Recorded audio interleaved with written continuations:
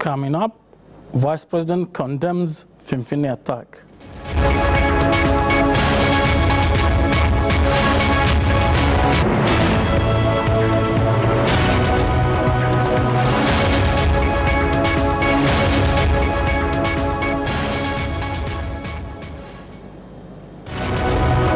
Erdogan seeks second term in hard-fought contests.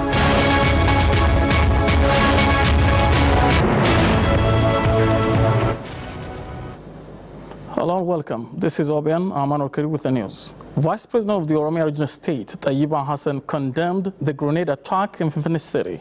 She called on the public to stand in unison for the realization of the reform in the country. Let us read out the story. The Oromia regional government has expressed its deepest sorrow over the deaths of civilians and injuries due to the grenade explosion that took place in Finfinne City at Meskel Square, where millions of people rolled to show support for Ethiopian Prime Minister Dr. Abiy Ahmed's political reform action.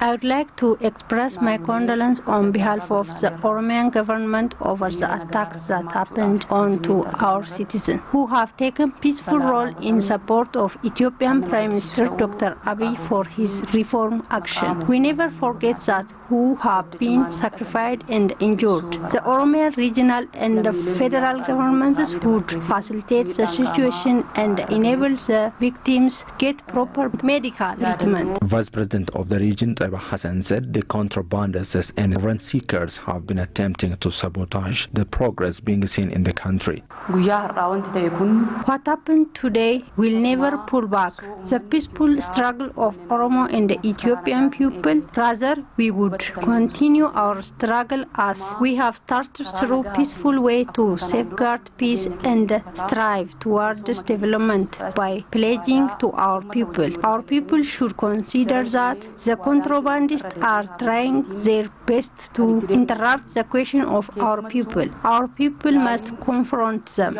The Vice President called on the public and youth to sustain their struggle carefully. Tayyiba urged all citizens of the country to condemn the attack as it was intended to disunite Ethiopia. By the way, it's the largest rally ever I saw in my life. It's supporting one individual without any difference of religious differences, ethnic differences, and political view even. And that was wonderful. But there was a bad news then. The governments of the United States of America, Djibouti, and the European Union have condemned the explosion and extended their condolences to the victims of the explosion that happened in Finfinne City, Ethiopia. Accordingly, Djiboutian President Ismail Omar Guelleh has condemned the attack. Quote, "We strongly condemn the attack on Prime Minister Abiy Ahmed Ali. The U.S., through its embassy in Finfinne City, said, we extend our deepest condolences to the victims of the explosion in Meskel Square and their families and wish they endured a quick recovery." It also condemned the act, saying, quote, "Violence has no place in Ethiopia, pursues meaningful political and economic reforms." The EU, through its delegation to Ethiopia, has also extended its condolences. Quote, "Heartfelt condolences from the European Union delegation to Ethiopia, to the Ethiopian people and the Ethiopian government for the victims of a cowardly attack in Finfinne City," the ENA's website reported.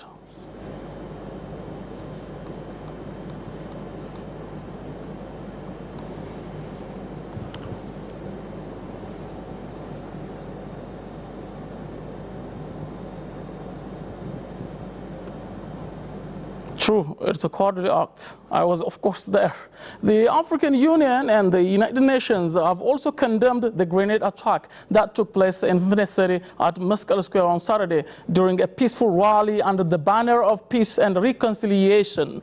Chairperson of the African Union Commission, Musa Faki Mohammed, strongly condemns this cowardly attack against the civilians. The chairperson furthermore expressed the African Union's solidarity with the people and government of Ethiopia. He also reiterated reiterated AU unwavering support to Prime Minister Abiy Ahmed and his government's remarkable efforts to forge unity, reconciliation, peace and democracy for all Ethiopians. Similarly, United Nations Secretary General Antonio Guterres condemned the act of violence which led to the death and injured dozens. A statement from a spokesperson of the Secretary General said that, quote, he conveys his condolences to the families of the victims and wishes a speedy recovery to those injured. The UN chief has also expressed his solidarity with the government and people of Ethiopia. Dozens were injured after an explosion ripped through a large crowd at a rally in Syrian support of Prime Minister Dr. Abiy Ahmed's reform agenda on Saturday. ENA's website reported.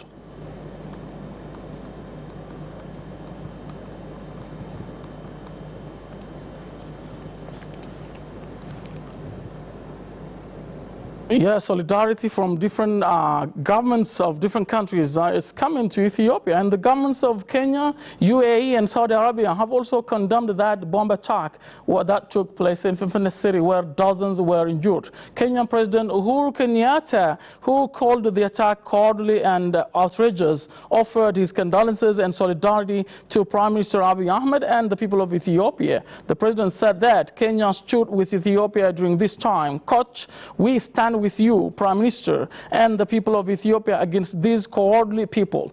The president urged Prime Minister Abiy to continue the task of uniting the Ethiopian people, ensuring the stability of the country and sustained growth of its economy. UAE, through the Ministry of Foreign Affairs and International Cooperation, has also condemned the attack.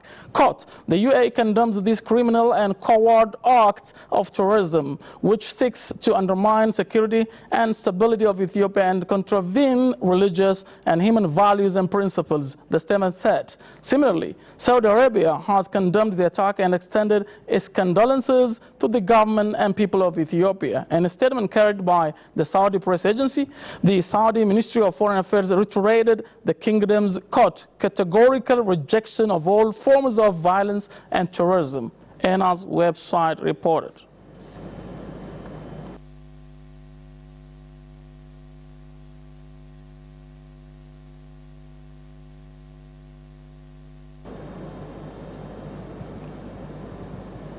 Ethiopian artists vowed to contribute their level best in sustaining the socio-economic and political reforms being implemented under the leadership of Dr. Abiy Ahmed Ali, Prime Minister of the country. Aklu Gabru has more.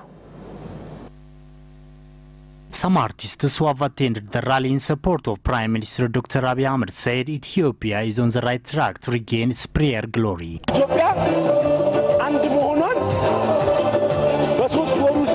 We have seen unity of the nation in 3 months. I don't have words to express love and peace that I have seen on the rally. We need to sustain the flourishing love and hope, but it is a must to be vigilant enough to preserve the changes from any outside hindrances. Dr. Abiy stood up with a very blessed mission which has twinkled a great hope in the heart of all Ethiopians. I am highly pleased to see this type of leader in my generation. Artists called upon all individuals to contribute their share in nation building, being together. They also expressed their readiness to aware the public about the importance of peace and unity by their artistic works. We can pray about peace and unity in our movies. Music, poem, photography and sculpture have a vital role to aware about each other's culture and be peace to the next generation. We are also ready to do so. That cowardly acts all people are condemning, and artists, specifically Amharic language artists that we watched, they vowed to work with the government to succeed the plan, and all people are saying that. Scholars from Wolaga University called on the media to work for the success of the ongoing development endeavors, and also called on the government to give freedom for the media. Sorichak Abanicha reports. Yarid Dasalin is the journalism and communication lecturer at Wolaga University. He said the media in Ethiopia, which previously lacked professionalism and independence, are now changing. Media in Ethiopia is changing now, recently, in recent times. but a lot of things needed to be done in the future. For example, freedom in reporting different ideas, communicating with the society, because the theory says media should be free from any kind of influence. So I think in the past there was some kind of influence on the media, but now it is changing. Yarid suggested that to strengthen the role of media in the ongoing changes in Ethiopia, the media should be free from anybody's influence. Media should be free from any kind of influence, not only government, from individuals as well. Because if there is some pressure from government, individuals or some stakeholders, media cannot be free from what it is reporting on the issues it is reporting, on the issues that it is giving for the society. On the other side, to support the development, the media should be free from any kind of influence, especially from government influence. That makes things essential to report development issues and bring change in the society. Desta Alamayo, who is philosophy lecturer at Wellagga University, also said the media in Ethiopia should have to serve both ruling and competing parties equally and professionally. Media have dirree banaan jiraachuu turre jira. Akka kanaan dura miidiyaan afaan dhaabbata yookiin afaan mootummaa biyya bulchuu ta'uu hin taane. The media should be being provided free space. Hereafter, the media shouldn't be the mouthpiece of the government. Rather, they have to be the stage where different ideology is treated. Media should not be forced to orchestrate needs of the government only. Desta added that the more media exercise freedom, the better they contribute in socio-economic and political transformation of the country. Meediaan hojiinsaa inni guddaan ijaaf gurra dhaabaatu hin taane ijaaf gurra uummataa ta'uu irraa jalqabuu qaba. The media always have to work on the basis of large public interest, not only on the government. Previously, journalists in Ethiopia were used to ask the leading questions to get answers as their media institutions is expecting from them. That culture should need to be changed. Leading question itaan si gaggaafatu waan saanduqa tokko keessaa akka hin baane gara isaan akkati haasoftu gara isaan barbaadan duwwaatti akkas gaaffilee si geessu si gaggaafatu. Gaazexeessitoonni keenyas immoo gaaffilee akkasii dhiisanii namni waan itti fakkaate haasa'uu akka danda'u dirree banuu fi mootummaanis immoo miidiyaaleen garaagaraa wanta fedhan akka isaan hojjetaniif wanta uummanni barbaadu rakkina uummata keessa jiru gaarii uummata keessa jirus immoo akka isaan bakkeetti baasanii dubbataniif dirree isaa banuufiitu irra jira. Akka kanaan dura maqaa walitti moggaasa. Yeah, media should not be mouthpiece for the government, but it should be, the fourth state, the real fourth state to work for development and unity of the country. Chiro Teachers College has graduated 354 students in different fields of study, and 126 of the graduates are female. The college was founded in 2011, and so far it has graduated 1,009 students. Dean of the college, Zerihun Takale, called on the graduates to work hard and produce competent and capable citizens. OBN's Muhammad Usman reported.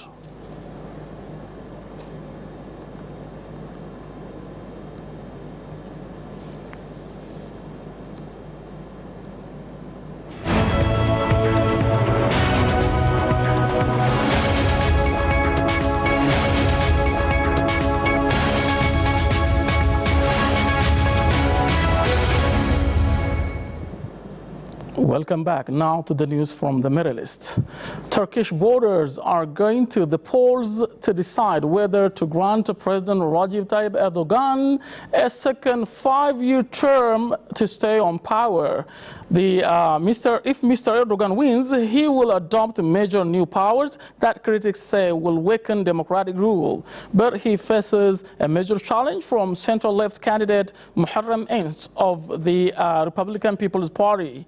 Turkey remains under a state of emergency imposed in the aftermath of a failed coup in July 2016. These elections were originally scheduled for November 2019, but were brought forward by Mr. Erdogan. Casting his own vote, the president claimed there was a high turnout so far, which showed the maturity of Turkey's democracy. Meanwhile, Turkey's Electoral Commission said it would look into reports of ballot stuffing and intimidation of observers in the the southern Orfa province, which borders Syria. Mr. Erdogan and his main rival, Muharrem, both held huge rallies on Saturday, their final day of campaigning, and each branded the other unfit to run Turkey. Mr. Muharrem, whose fiery campaigning has revitalized Turkey's demoralized opposition, promised to push back what he characterized as a slide into authoritarian rule under Mr. Erdogan, the BBC reported.